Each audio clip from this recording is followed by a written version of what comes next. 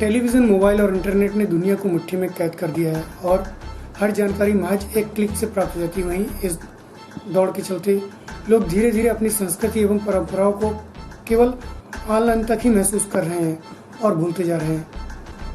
वहीं सरकार द्वारा लॉकडाउन के दौरान रामायण और महाभारत जैसे धारावाहिक प्रारंभ किए गए, जिन्होंने अपनी दूसरी पारी में काफ़ी लोकप्रियता हासिल की।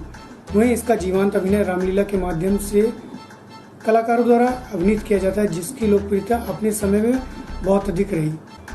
वहीं समय के साथ साथ इसकी मांग भी कम हो गई, लेकिन रीवा के नृत्यराघव शरण मंदिर प्रांगण में विगत 179 वर्षों से यह परंपरा अनावरत जारी है, जिसकी शुरुआत रीवा के तत्कालीन महाराजा रघुराज सिंह द्वारा किया गया था।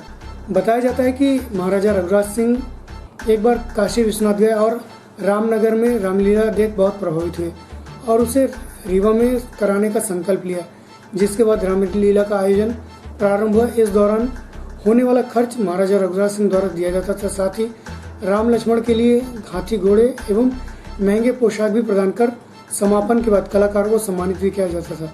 विगत समय में यह रामलीला एक माह तक चलती थी, जो अब महज 12 से 15 दिनों में सिमट गई। बावजूद इसके जिले के आसपास लोग इस जीवांत के दर्शन करने आते हैं।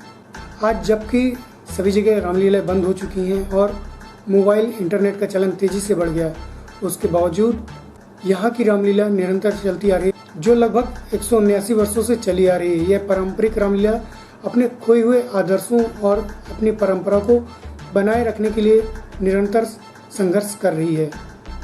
प्रस्तुत है व्यवस्थापक मनीष द्विवेदी से जानकारी के अंश। हे प्रभु, आप कहाँ पे हैं नाथ?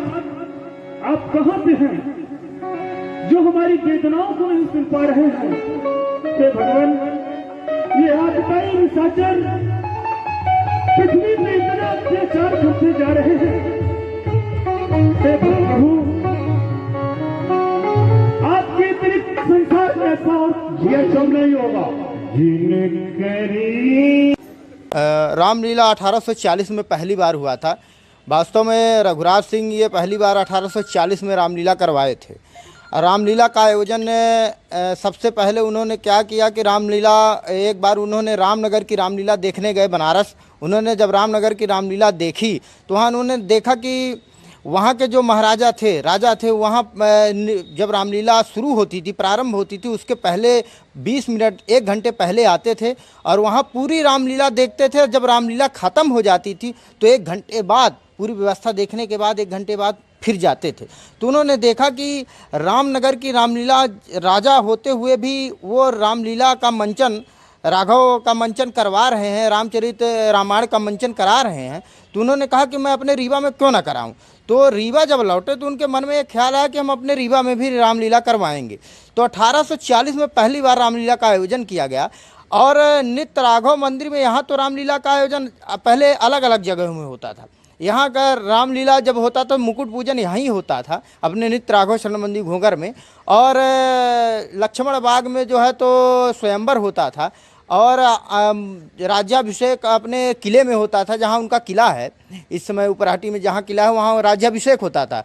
और लंका जो है तो आपके झिरिया में बनती थी। और इसी तरह जब रावण वध का जो कार्यक्रम होता था वो आपके एनसीसी ग्राउंड टीआरएस कॉलेज में होता था। अन्य अन्य जगहों में बिछिया में भी कार्यक्रम होता था। तो इस तरह से अलग अलग स्थानों में पहले कार्यक्रम रामलीला का किया जाता था, महाराजा साहब द्वारा कराया जाता था। जब महाराजा साहब का इसे राजतंत्र का जब राजाश्रय ख़त्म हो गया तो जब ये गवर्नमेंट के हाथों में आ गया तो उसको एक निश्चित सीमा कर दी गई और नित्य राघव शरण मंदिर में ही ये पूरा कार्यक्रम होने लगा। केवल एक मात्र कार्यक्रम जो है, 2 मात्र कार्यक्रम ऐसे हैं जो रावण वध का कार्यक्रम एनसीसी ग्राउंड में होता था, और अभी अभी आज खबर मिली है कि रावण वध का कार्यक्रम जो है तो किले में होगा। आज इस वर्ष का कार्यक्रम लगातार कार्यक्रम चल रहा है। केवल राज्याभिषेक का कार्यक्रम आज भी किले में होता है।